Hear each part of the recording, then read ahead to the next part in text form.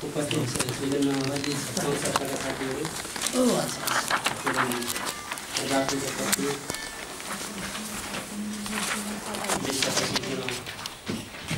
दाजुभाइ दिदीबहिनीहरू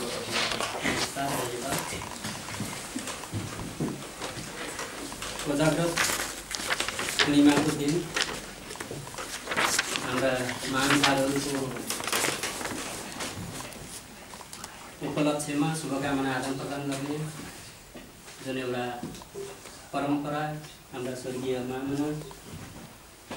डिपी कोइरालाज्यूले स्वदेश फिर्ती पश्चात निर्वाचनपछिको फिर्ती पश्चात जुन सुरुवात गर्नुभयो र त्यसलाई डिपीको बिहावसनपछि लक्ष्मणज्यूपछि सुक्ता भट्टराईज्यूले दुर्गाबाबुले र अहिले आएर पार्टी सभापति नेपालमा निर्वाचित छ। त्यसै कार्यक्रमलाई हामीले सन् 2000 मा जनसम्पर्क समिति स्थापना गरेदेखि हामीले यहाँ निरन्तरता दिँदै आइरहेको कुरो मैले दोहोऱ्याउन प्रयास गरेँ र यहाँहरू आफ्नो व्यस्तताका बावजुद पनि यहाँ उपस्थित भएर हाम्रो यस आग्रहलाई आतिथ्यतालाई स्वीकार गरेर जसरी यो कार्यक्रमलाई सफल पार्नुभयो शुभकामना आदान प्रदान गर्नुभयो लागि म जनसम्पर्क समिति बेल्जियमको संस्थापक अध्यक्ष भएको नाताले जनसम्पर्क समिति बेल्जियमबाटै र नेपाली कङ्ग्रेसबाट सिङ्गो नेपाली कङ्ग्रेसबाट म यहाँलाई धन्यवाद दिन चाहन्छु। र यसको यो कार्यक्रमको औचित्यको बारेमा त धेरै साथीहरूले पहिला भन्न सक्नुभयो। मैले मलाई सानो दुईवटा कुराहरूमा केही साथीहरूको जिज्ञासा र उहाँले दिएका कुराहरूमा अहिले पनि केही कन्फ्युजन हो कि भन्ने कुरो र मैले बाध्य भएर म आफूले बोल्न नचाहनु बोल्नुपर्ने अवस्था देखेको नै म बोल्न चाहन्छु। 2000बाट मनाइँदै आइरहेको कार्यक्रम आज मैले बिहान सानो एउटा वक्तव्य जनसम्पर्क समितिको अध्यक्षको नाम हो। अब म उहाँलाई भन्न चाहन्छु म कथित अध्यक्षको नाम या उहाँले पठाउनु एउटा वक्तव्य जारी भएको रहेछ त्यो कार्यक्रममा नजानुहोस् मैले। यो 12औं वर्षको प्रवेशमा जनसम्पर्क समिति यो कार्यक्रम जनसम्पर्क समितिकै कार्यक्रम जनसम्पर्क समितिको कोजाग्रत पूर्णिमाको दिन राखिने कार्यक्रम वैधानिक कार्यक्रम भनेको यही कार्यक्रम र यो जनसम्पर्क समितिकै कार्यक्रम र कसैको नामबाट प्रेषित गरेका चाहिँ वक्तव्यवादीहरूले बेल्जियम काङ्ग्रेस बेल्जियममा रहेका काङ्ग्रेसहरू विचलित हुनेवाला छैन र सङ्गठनको अलिकति आन्तरिक कुराहरू र केही विवादका कुराहरू हुन् भन्ने र यो कार्यक्रमलाई चाहिँ औपचारिक रूपले 12 वर्षमा यो 11 वर्षपछि आज 12औं वर्षमा मनाइराखिएको छ भने 11 वर्षसम्म चाहिँ जनसम्पर्क समिति बेल्जियमले के गरेर बस्यो त्यो 11 वर्षको इतिहासलाई के भन्न सक्नुहुन्छ के भन्न सक्छौँ हामी आजको कार्यक्रमलाई यदि ओझेल पार्न खोजिएको र म उहाँहरूलाई जसले काङ्ग्रेसको नाममा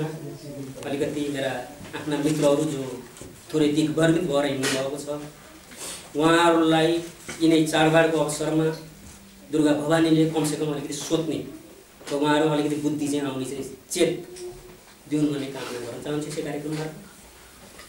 र यो कार्यक्रम नै जनसम्पर्क समितिको यो वैधानिक कार्यक्रम हो। यहाँ हाम्रो आइसिसी मेम्बर प्रतिनिधिले यो आन्तरिक कुराहरूलाई थोरै यो कसो अब मिलाइदिनुहोस् यसो गर्नुहोस् उसो गर्नुहोस् होइन हाम्रो आन्तरिक जुन गतिविधिहरू जुन चाहिँ समस्याहरू त्यहाँ आउँछ तर यो कार्यक्रम स्वतःस्फूर्त रूपले 11औं वर्षपछि आज 12औं वर्षमा मनाइरहेको हाम्रो निवर्तमान अध्यक्षज्यूले पनि भनिसक्नुभयो महासमिति सदस्य निर्वाचनमा यो तपाईँ सबैले बुझेको कुरो। यसलाई मैले बेल्जियममा भएका सम्पर्कमा हाम्रा चाहिँ आफ्नो मित्रहरूले होइन अब नबुझेकै जस्तो चाहिँ नगरिदिनु होला भन्ने उहाँहरूले आग्रह पनि गर्नुहुन्छ र हामी आन्तरिक कुराहरू तपाईँले जुन चाहिँ हामीलाई शुभेच्छा दिनुभएको छ ती विवादहरू मिलाउनुहोस् भनेको हामी अति चिन्तित छौँ र यहाँको सुझावको लागि म आत्मदेखि धन्यवाद दिन चाहन्छु र यो कार्यक्रम निरन्तर रूपले अब भोलि अस्वस्थ भएको कारण अथवा देश छोडेको कारण बेल्जियम छोडेको कारण यी आदि अरू कुनै पनि कारणले मैले आयोजना गर्न नसक्ने अवस्था आएको त्यो अवस्थामा मात्रै अरू कसैले यो कार्यक्रम सञ्चालन गर्न सक्ने नभए यो कार्यक्रमको निरन्तरता एउटा इतिहास हो र यसलाई हामी दिँदै जान्छौँ। र अन्तमा यहाँहरू उपस्थित भइदिनु भयो बाहिरदेखि धेरै टाढादेखि पनि आउनुभयो साथीहरू सौहार्दपूर्ण तरिकाले एउटा शुभकामना आदान प्रदान गर्नु,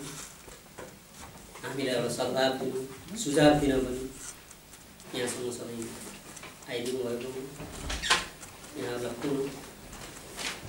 विजया दशमी तथा दीपावली साथै छठ पर्व ईद पनि यी सबैको शुभकामना सहित तपाईँ हामी सबैको उत्तरोत्तर प्रगतिको कामना समेत गर्न चाहन्छु। यस औपचारिक कार्यक्रमलाई अब